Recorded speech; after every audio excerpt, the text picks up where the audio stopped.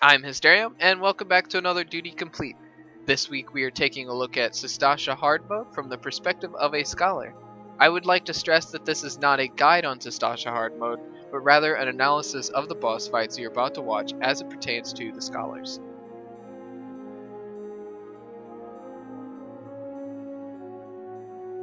So we're actually just going to look at the boss fights, and in two places we're actually going to look at the trash mobs just because they have a mechanic there, but we'll get to that in a little bit. So our first encounter here is going to be with Carlo Boss, and you're actually going to see me switch from Celine to back to Eos, and the reason why I do this is mainly just for tail spins, and to keep everyone topped off. Whispering Dawn and Ruse and Fey Illumination come in handy with that, because if everyone's topped off and a tailspin doesn't get stunned or whatever, then they're topped off and good to go for that, and it'll just bring them down to almost dead, but they'll still have a few hit points to, to be able to survive, and you can kind of throw them a heal or something. So let's actually jump ahead here in just a moment, and we're going to take a look at something that happened with me in another run that I did of this. And what happens here is this tailspin comes up, and for whatever reason I don't get the debuff that he places on to me off fast enough, or I'm not topped off enough, but it basically one-shots me, and that's what happens when in my theory, I think it's because it's that debuff. If you don't take that debuff off, then people don't live. And I've tried this, I've done this dungeon several times, and I've done it where I don't take that off, and I just try to top everybody off, and people seem to die a lot more. So keeping that debuff off of your party is pretty crucial in this fight. The other thing to keep in mind here is that the Aqua Ball that places that slime on you, it also ticks down your health too. So if you don't take that off of somebody, even if they don't get hit with a tailspin or something and you just leave it alone, it works just like a dot. So it's good to just go ahead and take those off. And basically anything this guy throws at you, you should probably take it off, because that's just the kind of fight that this is with in regards to a healer. That's pretty much just this entire fight for you, is just using leeches and taking off anything and everything that they throw at you, and topping off the tank when you have the chance. So Lustrate and Whispering Dawn, Fey Illumination, Ruse, all of those things help me out a lot in this fight. And then spamming the crap out of leeches and not even caring about my MP, because I just don't even have the time to really manage my MP like I should.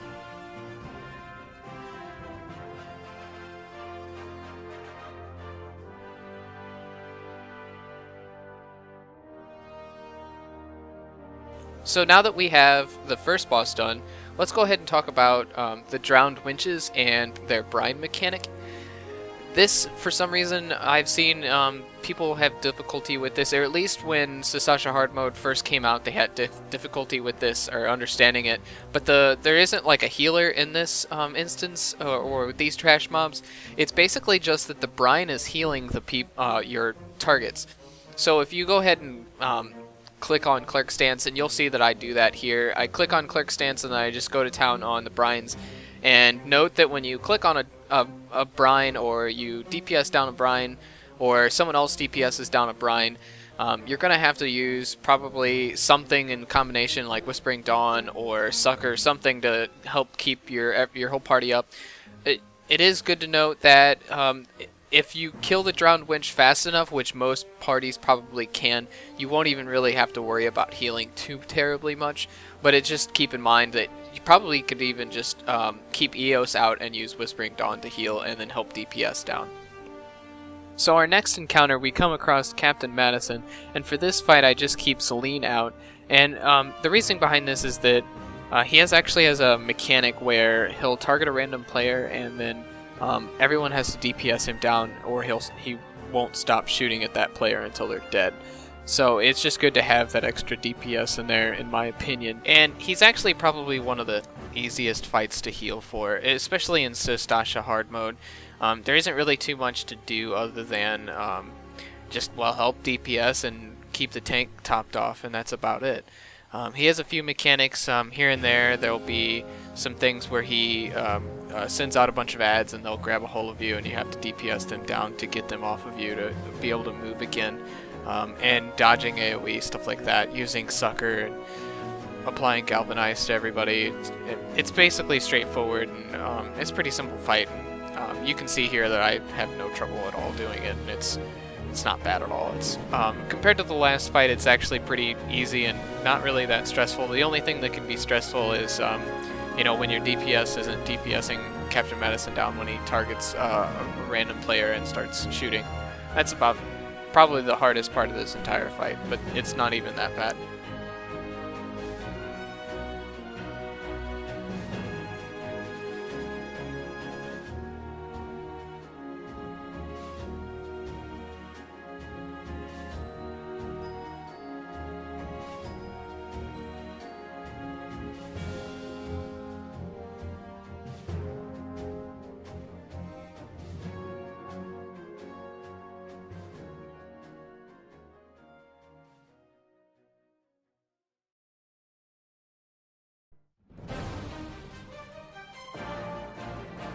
So this is that part where I was talking about earlier where the ads come out and they start grabbing a hold of you and you have to DPS them down.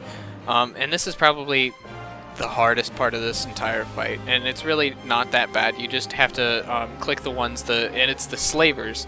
You just click stance on, and then you click on the slavers, DPS them down, and help other people get up as well, and you're back in business again. And it's really not that bad.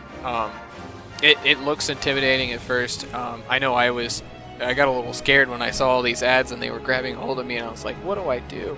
But it's really not that bad. You can take my word for it on that. So now we're left with the final trash mob mechanic. And basically this one's really easy. It's just that he starts summoning all of these guards, and basically what your party's going to do is they're going to attack the guy that big guy in the middle, basically. That he's going to be the guy that's there first, and then he's going to summon a couple guys, and you're going to start DPSing him down. As long as the DPS stay on him, it should go pretty smooth and fast, and there shouldn't really be too much chaos. But I've uploaded a couple different versions of this, doing it a couple times, and it can get a little you know, messy or chaotic, however you want to call it, with all of these ads they're on. And you know, obviously the tank can't hold on to all of these at the same time. It's just physically impossible unless they're like a warrior or something, and even then there's just way too many things. So using Sucker or anything that basically to keep your party up for this portion of the fight, or the portion of the dungeon, is going to help you out in the long run. And it's really not that bad. You just throw up Sucker a couple of times and then get right back in it and helping DPS that big guy down. And as soon as he's dead, you can start taking down the little guys, and they fall way faster than he does, and he'll actually stop they'll actually stop coming as soon as he's gone. So now we're on to the final boss, and don't do like I do in this video. I actually started to watch the cutscene a little bit, and my party went ahead without me, so just go ahead and skip that. You can always watch these later, or get a party that lets you watch them later. Don't do like I do. So a couple things to keep in mind for the Kraken is that you're going to have to stay mobile, and why I say this is, obviously in this video I don't do this, and you can see why it kind of affects me a little bit. I get picked up a couple of times, but basically I figured out that if you stand next to a tentacle arm, you're going to get stunned and picked up, and sometimes that's not good because that keeps you pulls you away from being able to heal the tank. And especially in these instances, in this video you'll see it a couple of times that, you know, I get pulled away and I could have been healing the tank, throwing a lustrate up or something. But yeah, just being mindful of your surroundings, keeping away from tentacles, using Sucker or Whispering Dawn, anything you got that's like AoE is going to help you out, because everyone's going to be everywhere and you don't have to follow the DPS around. I would suggest actually just sticking to the tank, following him around and doing your own thing, staying out of AoEs. The blind is, you know, you're going to want to pull that off of you every once in a while when you have the chance. It doesn't affect you a huge amount as a scholar, but pulling that off of the tank and everybody else, keeping everybody you know, up, and staying next to the tank and staying away from those tentacles. is going to help you out in the long run. And you know, Kraken does a lot of things where he slaps you around and moves you around, and it just gets really stressful because one minute you're halfway across the arena or you're by the tank, and you know, it's kind of like, oh, I'm being pushed around by the whim of Kraken. But if you really just be mindful of where his tentacles are at all times, then you won't have any problems with this, and you can actually stay in a general location for most of this fight. Other than that, he doesn't really have any mechanics for that scholars would have to deal with like the first boss did, other than just keeping people up and taking that blind off of, like, if you have an archer or something like that, that's going to decrease his accuracy, and keeping the tank alive. There's a few things that you can do for yourself, you know, like throwing up sucker or an ad loquium when you have the chance on yourself is going to help you, because once he starts flapping his tentacles around and you start getting hit, you'll be glad you'll have that galvanize on you, and you won't have to heal yourself or worry about yourself too much, as you know, your main priority is going to be worrying about the tank and everyone else and the DPS and stuff like that. But you are going to get slapped around, and that's just the nature of this fight. But you can like I said, be mindful of the tentacles, and you can actually lessen that burden of being slapped around or getting picked up by the tentacles themselves, or stunned and not being able to heal. So that's pretty much it for Sastasha Hard Mode. We both survived through this. I apologize that this video is actually several weeks late. I've had trouble with my mic, I've had trouble with editing, I've had to restart editing twice. There was an instance where I actually recorded this dungeon twice, and you can actually see that there's two different films here. I've actually recorded this 3 times. There was one time where I somehow messed up my recording, and I just did not get the film somehow. I did the whole dungeon, and I've just been so frustrated with that and screwing up, and it's just been an ordeal, and I apologize that I'm late, but I will have more. I have more planned, and I will do more in the future. So thanks for watching, and I hope you learned something from this and take something away from it. Maybe you do better at Sastasha Hard Mode. I don't know, that's just my hope. But again, like I said, thanks for watching, and see you next time.